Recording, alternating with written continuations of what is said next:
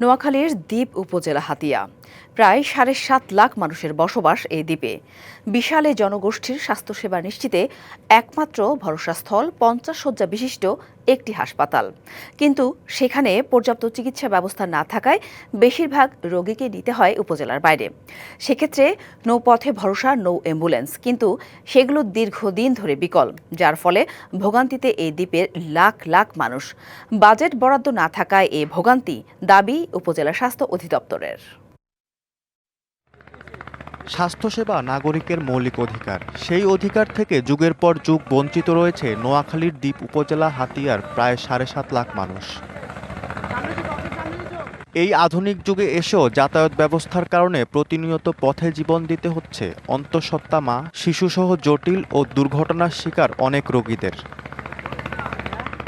এসব সংকট লাঘব করতে নদী পারাপারে কোটি টাকা মূল্যে ২০১৯ সালে স্বাস্থ্য বিভাগ থেকে একটি ও ২০২২ সালে জাপানি সংস্থা জাইকার মাধ্যমে আরও একটি নৌ অ্যাম্বুলেন্স দেওয়া হয়। শুরু থেকে কয়েক মাস সচল থাকলেও অজ্ঞাত কারণে হঠাৎই বন্ধ হয়ে যায় নৌ অ্যাম্বুলেন্সগুলো।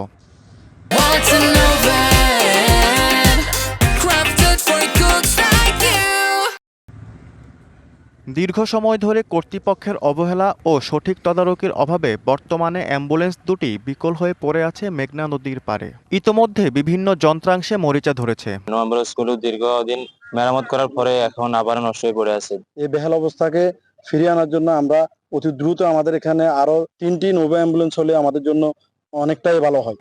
এতে সেই একই ভোগান্তি দ্বীপের বাসিন্দাদের। জীবনের ঝুঁকি নিয়ে ছোট ছোট নৌকা বা স্পিড বোটের মাধ্যমেই উত্তাল মেঘনা নদী পাড়ি দিয়ে যেতে হচ্ছে জেলা শহর মাইজদী বা ঢাকা, চট্টগ্রামে। আমাদেরকে প্রতিনিয়ত জেলা শহরে যাইতে হয় স্বাস্থ্যসেবার জন্য, উন্নত চিকিৎসার জন্য, কিন্তু আমরা প্রতিনিয়ত কষ্ট হয়, আমাদের দুর্ভোগ হয়। নোয়াখালী যাওয়ার জন্য তারা ভালো একটা বাহন পায় না। ইমার্জেন্সি যদি কোনো রোগীকে রেফার করা হয় তারা যাইতে পারে না।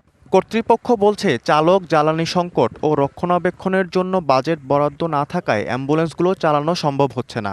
ড্রাইভার ছিল কিন্তু তার বেতন ছিল না, আউটসোর্সিং আমি এসে বন্ধ পাইছি, আর বেতন সারে চালাইছে 3 মাস। অনেকদিন পরে থাকার কারণে কিছুটা সমস্যা হয়েছে, তা আমরা আমার ঊর্ধ্বতন কর্মকর্তাকে জানিয়েছি। অ্যাম্বুলেন্স দুটি সচল করতে সরকারিভাবে দ্রুত সিদ্ধান্তের পাশাপাশি অবহেলায় জড়িতদের বিরুদ্ধে প্রয়োজনীয় ব্যবস্থা গ্রহণের দাবি দ্বীপবাসীর।